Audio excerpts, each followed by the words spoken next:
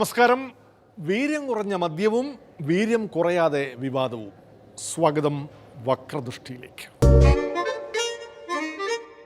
ആദ്യം ഒരു ചക്ക പുരാണത്തിൽ നിന്ന് തുടങ്ങാം. ചക്ക 2018 മുതൽ കേരളത്തിൻ്റെ ഔദ്യോഗിക ഫലമാണ്. കേരള ബ്രാൻഡായി ചക്കയെ ലോക വിപണിയിൽ അവതരിപ്പിക്കാൻ കൃഷിവകുപ്പ് നടത്തിയ ശ്രമങ്ങൾ ചക്ക കുഴയും പോലെ കുഴഞ്ഞോ അതോ വിജയിച്ചോ എന്നറിയില്ല. എങ്കിലും ചക്ക കേരളീയർക്ക് പ്രിയപ്പെട്ടതു തന്നെ. ചക്ക ഉൽപ്പാദനം പ്രോത്സാഹിപ്പിക്കാനായി നിയമസഭയിൽ സാമാജികർക്ക് ചക്ക കൊണ്ട് ഒരു വിരുന്നു തന്നെ സംഘടിപ്പിച്ചു. ഡെപ്യൂട്ടി സ്പീക്കർ ഷാനിമോൾ ഉസ്മാൻ MLA-മാർക്ക് ആവോളം ചക്ക വിളമ്പിക്കൊടുത്ത് ആതിഥേയയുമായി. ഇതിൻ്റെ ഏറ്റവും വലിയ പ്രാധാന്യം നമ്മൾ കാണേണ്ടത് ചക്ക സംസ്ഥാനത്തിൻ്റെ ഫലമാണ്.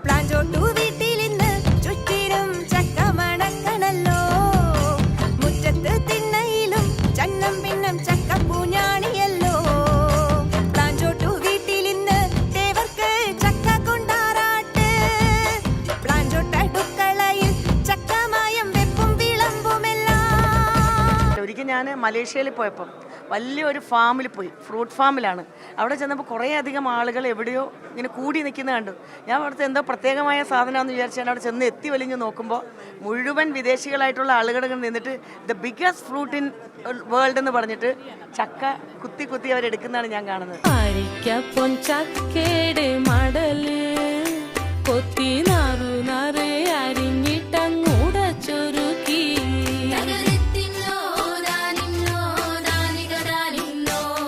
അപ്പം ചക്ക വളരെ ഇപ്പം നമുക്കിപ്പോൾ നൊസ്റ്റാൾജിയ എന്നുള്ളതല്ല, നമ്മൾ ചക്കയും കപ്പയും മാങ്ങയും കാച്ചിലും ഒക്കെ കഴിച്ച് തന്നെയാണ് ജീവിക്കുന്നത്. അപ്പോൾ ചക്ക എങ്ങനെ പ്രിസർവ് ചെയ്യാം, ചക്ക ഏതെല്ലാം രൂപത്തിൽ ഉപയോഗിക്കാം. ചക്കപ്പുഴുക്കു വരട്ടി എരിശ്ശേരി അവിയലു കൊണ്ടാട്ടം ചക്കത്തോരൻ അരിഞ്ഞു വറുത്തതും വടയും പ്രഥമനും മലുവയും മുലുവയും ചക്കമയം.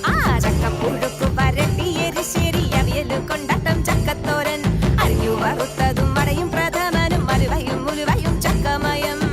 ചക്കയ്ക്ക് ധാരാളം ആരോഗ്യ ഗുണങ്ങളുണ്ടെന്ന് പഠനങ്ങൾ പറയുന്നു. MLA-മാരുടെ ആരോഗ്യകാര്യങ്ങളിൽ താല്പര്യമുള്ള സ്പീക്കർ കൂടി താല്പര്യമെടുത്താവണം ചക്ക ഫുഡ് ഫെസ്റ്റ് നിയമസഭയിൽ സംഘടിപ്പിച്ചത്. MLA-മാർക്ക് വരുന്ന ഉയർന്ന രക്തസമ്മർദ്ദം മൂലമുള്ള സഭയിലെ സംഘർഷം, സഭയിലെ സാമാജികരുടെ ആലസ്യം, നടുത്തളത്തിലിറങ്ങൽ, ഡെസ്കിന് മുകളിൽ കയറൽ, സ്പീക്കർ ചൂണ്ടിക്കാട്ടിയതുപോലെ സഭയിലെ ഓളം വെട്ടി നടത്തം എന്നിവയ്ക്കെല്ലാം ചക്ക ഒറ്റമൂലിയാവും എന്നാവും സ്പീക്കർ കരുതുന്നത്. മാരകമായ രോഗങ്ങൾക്ക് പോലും അതിൻ്റെ ഗുണഫലം എന്താണ്, ഡയബറ്റിക് പോലെയുള്ള നിത്യേന ദുരിതം അനുഭവിക്കുന്ന ആളുകൾക്ക് ഏത് രീതിയിൽ ഇതിൻ്റെ പ്രയോജനം ചെല്ലുമെന്നൊക്കെയുള്ള വലിയ സ്റ്റഡീസിൻ്റെ ഭാഗമായിട്ടാണ് ഇന്ന് നിയമസഭയിൽ ഈ ചക്കയുടെ ഒരു വിവരണം തന്നെ ഉണ്ടായിട്ടുള്ളത്. കള്ളൻ ചക്കിട്ടു ആരും കണ്ടാ മിണ്ടണ്ട, പയ്യെ പയ്യെ കൊണ്ടെത്തുന്നോട്ടേ. ചക്ക കേരളീയർക്ക് ഒരു അനുഗ്രഹമാണെങ്കിൽ വനമന്ത്രി ഷിബു ബേബി ജോണിന് അത് തലവേദനയാണ്. കാട്ടാന ആക്രമണത്തിൽ സർക്കാരിനെ കുറ്റപ്പെടുത്തിയിരുന്നവർ ഭരിക്കാനെത്തിയപ്പോൾ പഴിയെല്ലാം ഇപ്പോൾ ചക്കയ്ക്കാണ്. വന അതിർത്തിയിൽ ചക്കയുള്ളത് കൊണ്ടാണല്ലോ ആന നാട്ടിലേക്ക് ഇറങ്ങുന്നത്. പകരം വനത്തിൽ ആനകൾക്കായി ഒരു ചക്ക ഫെസ്റ്റ് വനം വകുപ്പിന് സംഘടിപ്പിക്കാവുന്നതാണ്. ഇനി ആര് വന്ന് നിന്നാലും ശരി, വനം മന്ത്രിയല്ല, എല്ലാവരും കൂടെ വന്ന് നിന്നാലും ശരി, ഇപ്പുറത്ത് ചക്കയുണ്ടോ ആന ഇങ്ങ് വന്നിരിക്കും. ശിവന്റെ അമ്പലത്തിന്റെ അടുത്തുള്ള വീട് പ്ലാഞ്ചോട്, പ്ലാഞ്ചോട്ടിൽ കൂട്ടം പിള്ളേം ശകുന്തളെ നാട്ടിലെ പോലീസ് SI ശകുന്തളെ ലേറ്റ് പിള്ളയ്ക്ക് പന പോലെ മക്കള് 3, പക്ഷേ പിള്ളേരേക്കാൾ പിള്ളേക്ക് ഇഷ്ടം പറമ്പിലെ വരിക്ക പ്ലാവ്. പക്ഷേ പ്ലാവ് ഉണ്ടെങ്കിൽ ചക്ക വഴുത്തു കഴിഞ്ഞാൽ എങ്ങനെ ആന അവിടെ വരും? അതൊരു യാഥാർത്ഥ്യമാണ്. SI ശകുന്തളെ ലേറ്റ് പിള്ളയ്ക്ക് പന പോലെ മക്കള് 3, പക്ഷേ പിള്ളേരേക്കാൾ പിള്ളേക്ക് ഇഷ്ടം പറമ്പിലെ വരിക്ക പ്ലാവ്. രൂക്ഷമാകുന്ന കാട്ടാന ആക്രമണത്തിന് ഫെൻസിങ്ങും റാപ്പിഡ് റെസ്പോൺസ് ടീമും ഒന്നും ഫലപ്രദമല്ലാത്തതിനാൽ വനം വകുപ്പ് തന്നെ ബദൽ മാർഗവും കണ്ടിട്ടുണ്ട്. നാട്ടിലെ ചക്ക, കാട്ടിലെ ആന, വലിയട വലി. ഞാൻ പറഞ്ഞത് വനം വകുപ്പ് മുൻകൈ എടുത്ത് ഞാൻ കൃഷി വകുപ്പ് മന്ത്രിയായിട്ട് സംസാരിച്ചു. ഇപ്പം മറ്റേ ഇടിച്ചക്ക പരുവത്തിനല്ല, നല്ല മാർക്കറ്റുണ്ട്, നല്ല ഡിമാൻഡുണ്ട്. നിങ്ങളൂടെ സഹകരിച്ച് ദയവ് ചെയ്ത് ഇത് പഴുക്കാൻ അനുവദിക്കാതെ അതിൻ്റെ മുമ്പിങ്ങ് പറിച്ച് മാറ്റി തരാം, കാശ് തരാം. വനം വകുപ്പിന് എന്തായാലും നഷ്ടം വന്നാലും ഞങ്ങൾ സഹിച്ചോളാം, ഇത് കാശ് തന്നത് ചെയ്യാം. അതേ ഉള്ളൂ ഇതിലൊക്കെ പരിഹാരം. കർഷകന്റെ അടുത്ത് നാളെ മുതൽ ചക്ക അല്ലെങ്കിൽ പ്ലാവ് വെട്ടിക്കളയാമെന്ന് പറഞ്ഞാൽ നടക്കത്തില്ല. താനൂർ ചക്ക തിന്നാൻ ചെന്നപ്പോ ചക്കയെല്ലാം തമ്പാനൂർക്ക് പോയെന്ന് കേട്ടു. തമ്പാനൂർ ചെന്നപ്പോ മാവിലാ ചക്ക കായ്ക്കുന്നു. മാവില ചക്ക തിന്നാൻ പാടുണ്ടോന്ന് മാവിലായി ചെന്ന് കാരണവന്മാരോട് ചോദിച്ചപ്പോ അവര് പറഞ്ഞു ഞങ്ങൾ ഈ നാട്ടുകാരല്ല. അടുത്ത സീസൺ മുതൽ ചക്ക പഴിക്കുന്നതിൻ്റെ മുമ്പേ വനം വകുപ്പ് തന്നെ ഇതങ്ങ് ശേഖരിച്ചോളാം. നാളെ രാവിലെ തടിയും വെട്ടിക്കൊണ്ടേ ഞാൻ ഈ വീട്ടിൽ നിന്ന് പോകും. പ്ലാവിലെങ്ങാനും തൊട്ട് അവന്റെ കഴുത്ത് ഞാൻ വെട്ടും. നാക്കുപിഴ വരാത്തവർ ആരുണ്ട്? നേതാക്കളുടെയും മന്ത്രിമാരുടെയും നാക്കുപിഴയെ ഇത്രയും ആഘോഷിക്കേണ്ടതുണ്ടോ? നാക്കുപിഴയുടെ പേരിൽ ഏറെ ട്രോളുകൾക്ക് വിധേയനായ സ്പീക്കർ തിരുവഞ്ചൂർ രാധാകൃഷ്ണൻ അടുത്തിടെ പോലും ഇത് ചോദിച്ചതാണ്. തിരുവഞ്ചൂർ പേടിക്കേണ്ട, ഇക്കാര്യത്തിൽ തിരുവഞ്ചൂർ ഒറ്റയ്ക്കല്ല. ഒരു നാക്കിൻ്റെ പിഴവില്ലാത്ത ഒരാളിനെ നിങ്ങൾക്ക് പറയാൻ പറ്റുമോ? മാധ്യമപ്രവർത്തകരുണ്ടോ? ജുഡീഷ്യറിയിലുണ്ടോ? സ്വതന്ത്രപ്രവർത്തനത്തിലുണ്ടോ? എവിടെയെങ്കിലും ഉണ്ടോ? ഫോർ എക്സാമ്പിൾ, എന്താ ഈ പുല്ലിന്റെ മലയാളം?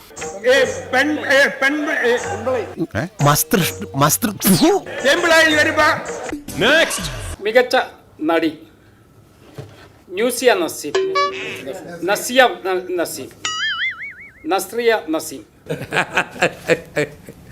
ഓൺലൈൻ ഫുഡ് വിതരണ കമ്പനികളെക്കുറിച്ചാണ് ആഭ്യന്തരമന്ത്രി വിശദീകരിച്ചത്. ലഹരിക്കെതിരെയുള്ള തൂഫാൻ സ്പെഷ്യൽ ഡ്രൈവ് ആയിരുന്നു സന്ദർഭം. അതുപോലെ തന്നെ നമ്മുടെ ഫുഡ് കൊണ്ടുവരുന്നവരുണ്ടല്ലോ, ആളുകൾ ഈ ജഗ്ഗി എങ്ങനെ ഓൺലൈനിലൂടെ വിളിച്ചു പറഞ്ഞ ഫുഡ് കൊണ്ടുവരുന്നത് സിജി അല്ല, അതിന്റെ പേര് സ്വിഗ്ഗി. സിജി താനിപ്പോ എന്താ പറഞ്ഞ? സിജി അതിനുശേഷം ഈ ജഗ്ഗി ജഗ്ഗിയോ? ജഗ്ഗിയും സിജിയുമല്ല, സ്വിഗ്ഗി, നമ്മുടെ സൊമാറ്റോ പോലെ. Sonata gypsy crispy. സൊനാറ്റ സൊനാറ്റയല്ല, സൊമാറ്റ. സൊമാറ്റോ, അതോടൊപ്പം തന്നെ സിജി. വീണ്ടും തെറ്റിച്ചു, സ്വിഗ്ഗി. സിജി സൊമാറ്റോ തുടങ്ങിയ സ്ഥാപനം. ഇത് ശരിയാവാൻ പോകുന്നില്ല. ഞാൻ വിട്ടു. ആട്ടെ, ഇനി എന്തു ചെയ്യാൻ പറ്റും? നിങ്ങളിത് അവസാനിപ്പിക്കണം. ശരി, ഞാൻ അവസാനിപ്പിച്ചു. ഇനി KM ഷാജി മന്ത്രി ലൈഫ് ഭവന പദ്ധതിയിൽ പണിത വീടുകളുടെ കണക്കുകൾ അവതരിപ്പിക്കും. ലൈഫ് ഭവന പദ്ധതിയുടെ ഭാഗമായി സംസ്ഥാനത്ത് 15,62,026 കുടുംബങ്ങൾക്ക് എന്ത് LDF-കാർ പോലും 5 ലക്ഷത്തിൽ ചില്ലുവാനും വീടുകൾ മാത്രം പണിത കാര്യമാണല്ലോ പറയുന്നത്. തെറ്റിപ്പോയതാവും. ഒന്നുകൂടെ നോക്കൂ. 15,62,026 വരെ. മന്ത്രി സാർ, അത് ഡേറ്റ് ആയിരിക്കാനാണ് സാധ്യത. 15/6/2026 എന്നാവും. 6,09,514 ഭവനങ്ങൾക്ക് കുടുംബങ്ങൾക്ക് ഭവന നിർമ്മാണം ധനസഹായം അനുവദിച്ചതിൽ ഇപ്പോൾ കറക്റ്റായി 6 ലക്ഷത്തിൽ പരം ഭവനങ്ങൾ. കണക്ക് പറയുമ്പോഴാണ് സാധാരണ മന്ത്രിമാർക്ക് തെറ്റുവരാറുള്ളത്, പ്രത്യേകിച്ച് വിദ്യാഭ്യാസ മന്ത്രിമാർക്ക്. പരീക്ഷയിൽ 2,09,398 പേർ ഉപരിപഠനത്തിന് യോഗ്യത നേടി. എങ്ങനെ കണക്ക് ശരിയാവുന്നില്ലല്ലോ. 2,09,398 പേരാണ്. വീണ്ടും തെറ്റിയെന്നാണ് തോന്നുന്നത്. ഒരവസരം കൂടി. 2,90,398. ഇപ്പോൾ കറക്റ്റായി. ഇനിയും കൺഫ്യൂഷൻ ഉണ്ടോ? ഇല്ലല്ലോ.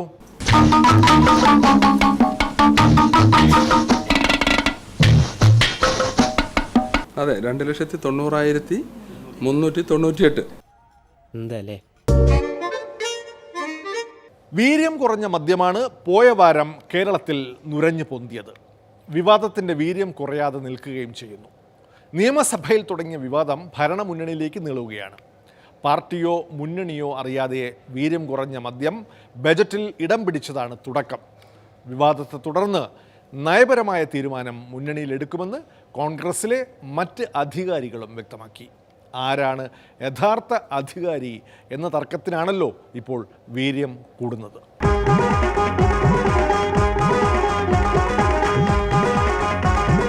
ഞാനാണിവിടെ അധികാരി, എല്ലാവർക്കും മേലവി.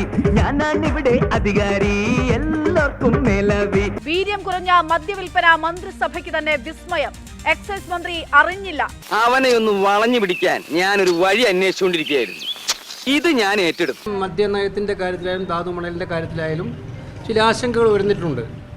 തീർച്ചയായിട്ടും അത്തരം ആശങ്കകൾ ദൂരീകരിക്കേണ്ട ഉത്തരവാദിത്വം സർക്കാരിനുണ്ട്.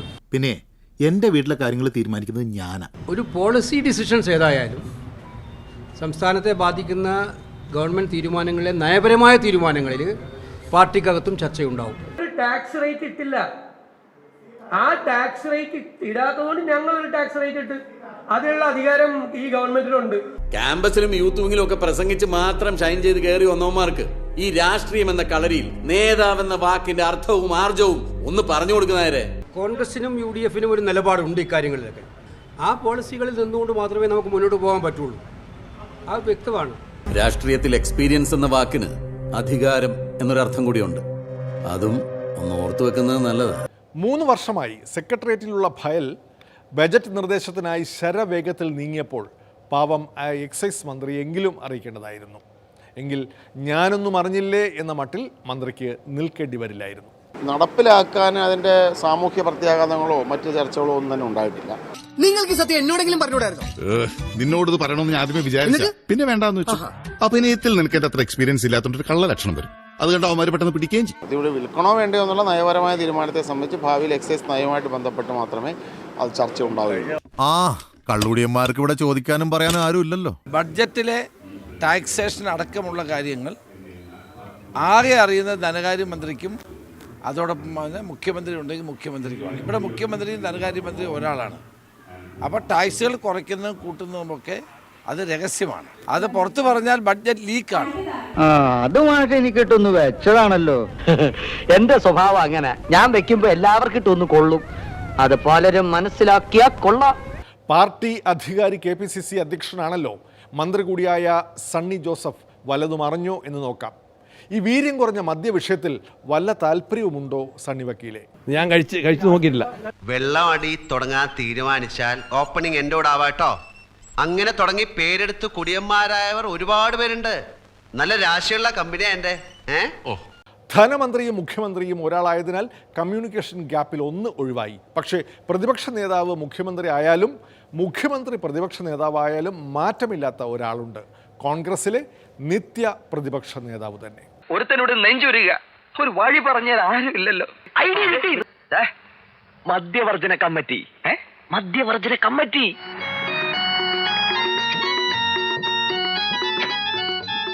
മംഗലംജി ഇറങ്ങിയാട്ടെ. പലരും എന്നെയാണ് വിളിക്കുന്നത് VM ഒന്ന് ഇടപെടണം ഈ കാര്യത്തിൽ. അപ്പം ഞാൻ എൻ്റെ ഉത്തരവാദിത്വം അറിഞ്ഞുകൊണ്ടാണ് നിൽക്കുന്നത്. അതുകൊണ്ടാണ് ഈ കാര്യങ്ങൾ ശ്രദ്ധിക്കുന്നത്. ആദ്യമേ തന്നെ പാളിച്ച പറ്റിയാൽ അത് തിരുത്തുക. ആ തിരുത്തി മുന്നോട്ട് പോകുന്നതാണ് ഏറ്റവും നല്ലത്. അധികം സ്മാർട്ട് ആകരുത്. ആവശ്യമില്ലാത്ത കാര്യങ്ങളിൽ ഇടപെടുകയും ചെയ്യരുത്. മനസ്സിലായോ? അച്ഛനെ കൊല്ലുന്ന മക്കൾ, മക്കളെ കൊല്ലുന്ന അച്ഛൻ, അമ്മയെ കൊല്ലുന്ന മകൻ, എത്രയോ ക്രിമിനൽ കുറ്റങ്ങൾ വ്യാപകമായതിൻ്റെ ഒരു പ്രധാന കാരണം ഈ ലഹരി വ്യാപനമാണ്, മദ്യത്തിൻ്റെയും മയക്കുമരുന്നിൻ്റെയും വ്യാപനമാണെന്ന കാര്യത്തിൽ യാതൊരു സംശയമില്ല. ഒട്ടും താല്പര്യം ഉണ്ടായിട്ടല്ലേ ലോനപ്പ. പക്ഷേ കുപ്പിയിലേക്ക് നോക്കുമ്പോൾ ഷാപ്പിലെ പണിക്കാർ, അവരുടെ കുടുംബം, ബന്ധുക്കൾ, ചെത്തൊഴിലാളികൾ, മുട്ട പുഴുങ്ങി വെക്കുന്ന സരള, അവരൊക്കെ കണ്ണീര് കുടിക്കാതിരിക്കാനാ ഞാനിത് കുടിക്കുന്നത്. ഏതെങ്കിലും തരത്തിൽ ഇനിയും മാറ്റം വരുത്തണമെങ്കിൽ ചർച്ചകളുണ്ടല്ലോ. ചർച്ച ചെയ്ത് ബഡ്ജറ്റ് ചർച്ചാ വേളയിൽ ആളുകൾ ഉന്നയിക്കുന്നതനുസരിച്ച് ആ കാര്യത്തിൽ ഗവൺമെന്റ് തീരുമാനിക്കാവുന്നു. ഞാനൊരു തീരുമാനം എടുത്താൽ അതിന് മാറ്റം ഉണ്ടാവില്ലെന്ന് എനിക്കറിയാമല്ലോ. അപ്പോ സാറ് തീരുമാനിച്ചു കഴിഞ്ഞു. എന്തായാലും രാഷ്ട്രീയ തീരുമാനം UDFന് വിട്ടതോടെ വിവാദത്തിന് തൽക്കാലം വീര്യം കുറഞ്ഞു. മദ്യത്തിന് നികുതി ഇട്ടതല്ലാതെ ഘട്ടം ഘട്ടമായി മദ്യനിരോധനം എന്ന കോൺഗ്രസ് മുദ്രാവാക്യത്തിൽ നിന്ന് ഗാന്ധി ശിഷ്യർ പിന്നോട്ട് പോകില്ലെന്ന് പ്രതീക്ഷിക്കാം. വിശദമായ ചർച്ച നടത്തി നയം രൂപീകരിച്ചതിന് ശേഷം ഏതെങ്കിലും പശ്ചാത്തലത്തിൽ മദ്യവ്യാപനത്തിന് സാധ്യത കൊടുക്കുന്ന ആ കാര്യം ചർച്ച ചെയ്ത് അല്ലെങ്കിൽ സമഗ്രമായ മദ്യനയം രൂപം കൊടുത്തിരുന്നെങ്കിൽ ഇതൊന്നും ഉണ്ടാകുമായിരുന്നില്ല. ടാക്സ് നിശ്ചയിക്കുന്ന ഫയലും ബാക്കിയുള്ള ദൈനംദിന പ്രവർത്തനങ്ങളുടെ ഫയലുമായിട്ട് പാർട്ടി ഓഫീസിൽ പോകുന്ന പരിപാടി മുഖ്യമന്ത്രി അറിയാതെ ഫയൽ അടിച്ചു മാറ്റി പാർട്ടി ഓഫീസിൽ കൊണ്ടുപോയി അംഗീകാരം മേടിക്കുന്ന പരിപാടിയൊന്നും ഈ ഗവൺമെന്റിൽ ഉണ്ടാവില്ല. ഞങ്ങളുടെ രീതി അതല്ല. ഞങ്ങളുടെ ഒരു പ്രത്യേക രീതിയാണ്. UDFനോട് ചർച്ച ചെയ്തിട്ടില്ല, കോൺഗ്രസ് നേതൃത്വത്തോട് ചർച്ച ചെയ്തിട്ടില്ല. ഇവരോട് ആരോടും ചർച്ച ചെയ്യാതെ എന്തടിസ്ഥാനത്തിലാണ് ഇത്തരത്തിലുള്ള ഒരു കാര്യം ബഡ്ജറ്റിൻ്റെ ഭാഗമായിട്ട് അവതരിപ്പിച്ചത്? അതൊക്കെ പാർട്ടിക്കകത്തും മുന്നണിക്കകത്തും ചർച്ച ചെയ്തിട്ട് മാത്രമേ നടപ്പാക്കൂ എന്ന് മുഖ്യമന്ത്രി തന്നെ നിയമസഭയിൽ പറഞ്ഞിട്ടുണ്ട്. UDF തീരുമാനിക്കുകയാണ് വീര്യം കുറഞ്ഞ മദ്യം കേരളത്തിൽ വിൽക്കണ്ട. അത് വിൽക്കില്ല. അത് പൊളിറ്റിക്കൽ ഡിസിഷനാണ്. മുന്നോട്ട് വെച്ച കാല് പിന്നോട്ട് പോരട്ടെ, അതാണല്ലയാ സ്നേഹം. വീര്യം കുറഞ്ഞ മദ്യത്തെ മുൻ സർക്കാർ മദ്യനയത്തിൽ നിർവചിച്ചപ്പോൾ എന്ത് കിട്ടി എന്നായിരുന്നു അന്നത്തെ പ്രതിപക്ഷ നേതാവിൻ്റെ ചോദ്യം. ബക്കാർഡി കമ്പനിയിൽ നിന്ന് എന്ത് കിട്ടി എന്ന ചോദ്യം ഇപ്പോൾ ഇതാ മുഖ്യമന്ത്രിയും നേരിടുന്നു. മുമ്പായാലും ഇപ്പോഴായാലും കിട്ടിയതിൻ്റെ കണക്കുകൾ രണ്ടു കൂട്ടരും വെളിപ്പെടുത്തട്ടെ. ബക്കാർഡി കമ്പനിയുമായി ഏർപ്പെട്ടിട്ടാണ് മുഖ്യമന്ത്രി ഇത് ചെയ്തത്. എന്തെല്ലാം ആരോപണമാണ്, എത്ര കിട്ടി അല്ലേ? ഞാൻ പറഞ്ഞുതരാം.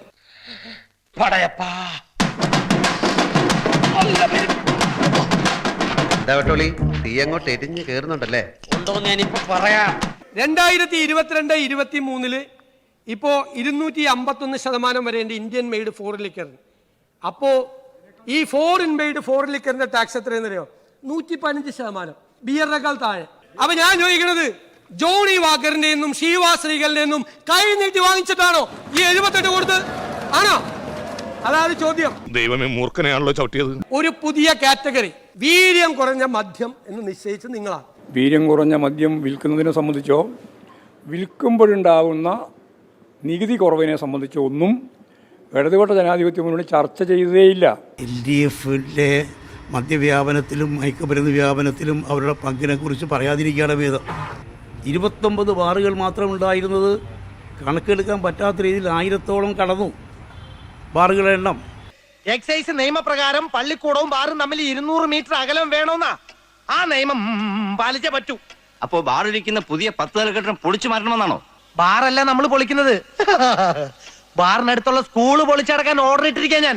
3 വർഷവും 5 മാസവും ഇടതുപക്ഷ ജനാധിപത്യ മുന്നണി ഗവൺമെൻറ് അതിൻ്റെ ഫയലിൽ ഉണ്ടായിരുന്ന കാര്യം വെച്ച് ചർച്ച ചെയ്യാതിരുന്ന ഈ പ്രശ്നം വി ഡി സതീശൻ മുഖ്യമന്ത്രിയായി അധികാരമേറ്റ് 3-ാമത്തെ ദിവസമാകുമ്പോഴേക്ക് ഈ ഫയൽ 2-2.5 ദിവസം കൊണ്ട് മുഖ്യമന്ത്രിയുടെ കയ്യിലേക്ക് വരികയാണ്. മദ്യത്തിന് അതിൻ്റെതായ ശക്തിയുണ്ട്.